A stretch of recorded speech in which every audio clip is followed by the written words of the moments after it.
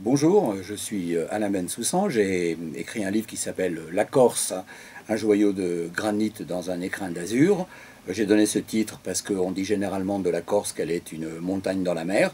Et en effet, la Corse, ce sont de magnifiques montagnes avec des sommets qui peuvent atteindre parfois 2000 mètres, ainsi que tout au long du littoral, une magnifique et splendide mer d'azur qui baigne la Corse depuis le Cap Corse jusqu'à Bonifacio. Euh, j'ai voulu également, dans ce livre, marquer le fait que bien que la Corse soit la première destination touristique des Français, elle reste quand même malgré tout un peu méconnue et il peut circuler de temps en temps bon, quelques idées reçues, quelques clichés qui ne sont pas tout à fait justifiés et qui méritent qu'on les relève un petit peu. Voilà, donc en gros, si vous voulez, le livre, c'est une sorte d'anthologie où j'ai essayé de brasser l'ensemble des thèmes, l'ensemble des éléments qui peuvent être intéressants pour connaître et faire découvrir la Corse. Voilà, mon objectif, c'est de faire découvrir la Corse. Alors, les thèmes sont grosso modo organisés autour de quatre thèmes majeurs. Une identité forte à travers une histoire deux fois millénaire, avec des hommes illustres, comme notamment Pascal Paoli, et bien entendu le plus célèbre d'entre tous, Napoléon Bonaparte. Une grande diversité géographique, patrimoniale, naturelle, avec ses forêts, ses lacs, ses fleuves, ses montagnes. C'est une extraordinaire faune et flore, notamment sous-marine.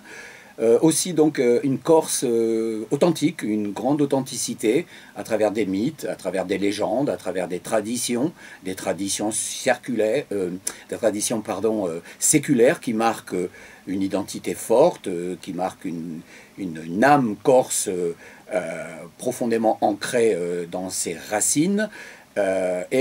Surtout donc la grande partie de mon livre, en effet, bien qu'il ne soit pas un guide touristique, parce que j'essaye d'aller dans les profondeurs, si vous voulez, de l'âme corse et de ces éléments essentiels.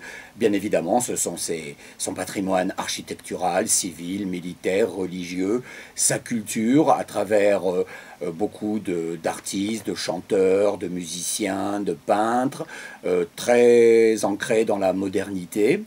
Alors bien évidemment, donc, on passe en revue les grandes villes de Corse, Ajaccio, Bastia, Calvi, Bonifacio, mais aussi Corté, Sartène, sur leur éperon rocheux qui domine la vallée d'une manière absolument magnifique. La Corse a 360 communes. Sur les 360 communes, bien évidemment, il n'est pas question de parler de toutes, mais j'en ai quand même sélectionné la moitié et je passe effectivement en revue l'ensemble des richesses patrimoniales, culturelles, les églises, les chapelles, les tours génoises, tout ce qui fait la caractéristique majeure de la richesse patrimoniale de la Corse. Voilà, pour qui voudrait aller, c'est l'assurance d'un voyage intéressant et on revient de la Corse avec la tête pleine d'images et de souvenirs inoubliables.